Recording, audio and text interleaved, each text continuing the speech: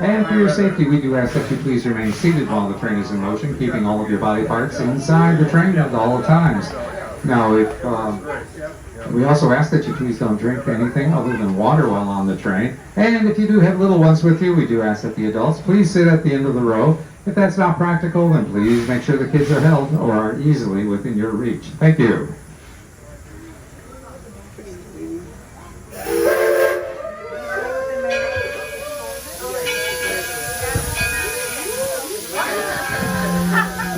As we start to leave the Susquehanna station, let's wave goodbye to our station master, Garrett, as well as our relief station master, Earl. Thank you, gentlemen, for getting us out on time.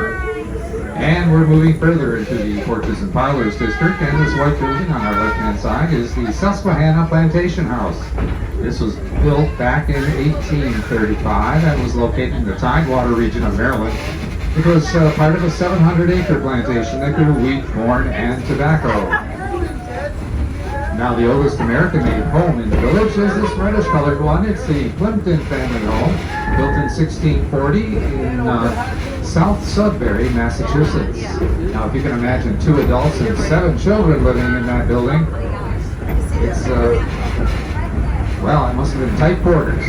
And here's the Ferris windmill. This was built in the mid-1600s on the north shore of Cape Cod. And here's the Daggett farmhouse. This was built in 1754 in Coventry, Connecticut. It's an example of rural living in colonial America.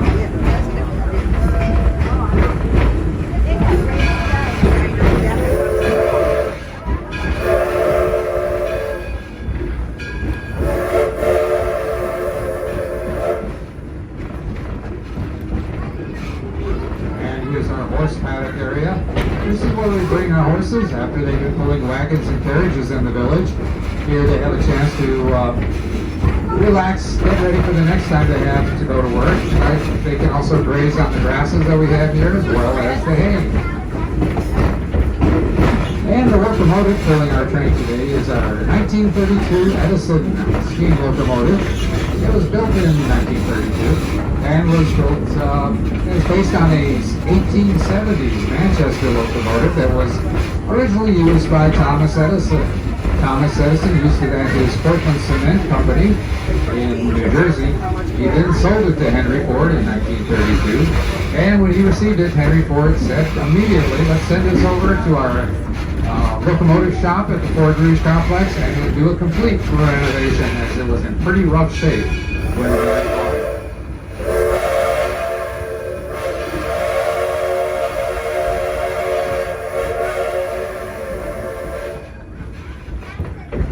Now the Edison is the smallest of our 2 steam locomotives. It weighs in at 25 tons.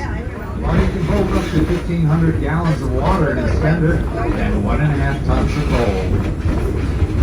And now I'm going to stop talking for the next minute or 2, and you might want to try to imagine what it may have been like back in the late 1800s, early 1900s, to ride a train that was being pulled by a steam locomotive.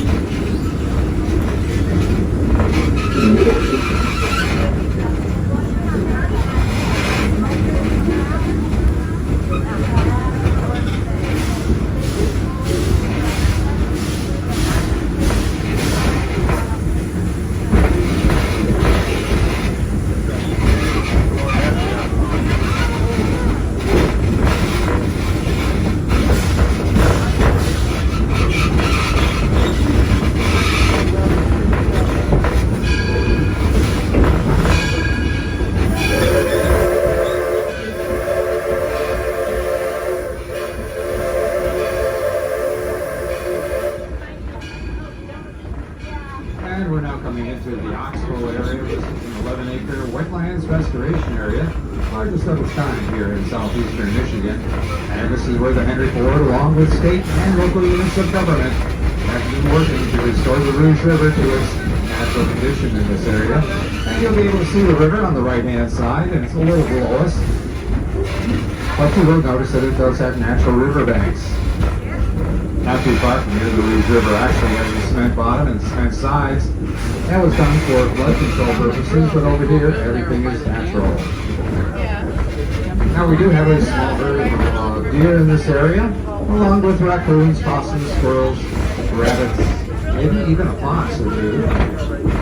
And we do have turkeys in this area as well.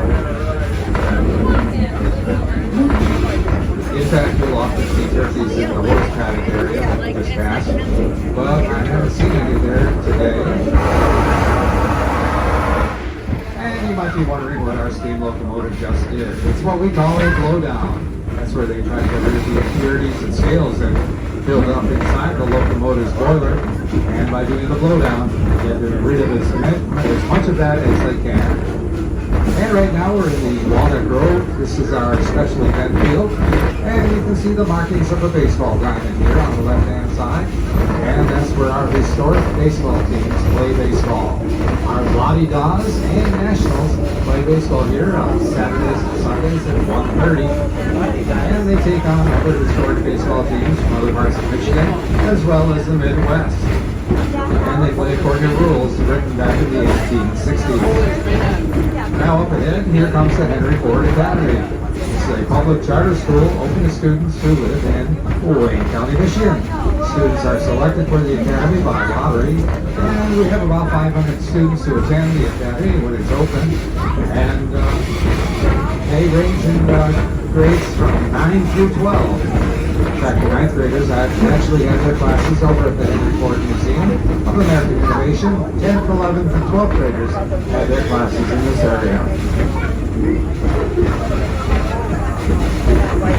And here comes a rather unique set of classrooms. These are Pullman cars that have been converted into classrooms, and they're used by our seniors. As we pass these classrooms, you'll see the Swan Lagoon on our left. It's a catch basin for water overflowing the village.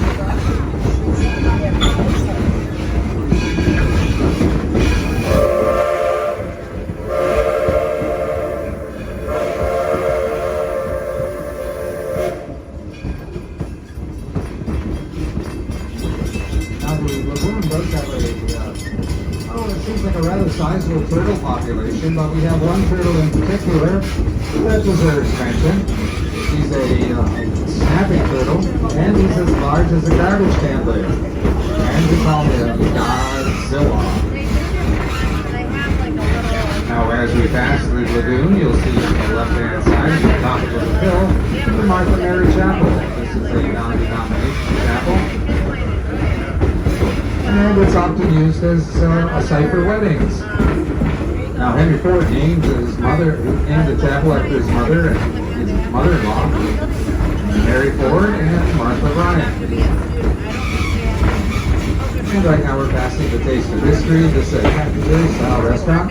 Serves lunch from 11 until 3 o'clock. And it serves snacks and drinks all the way up until 5.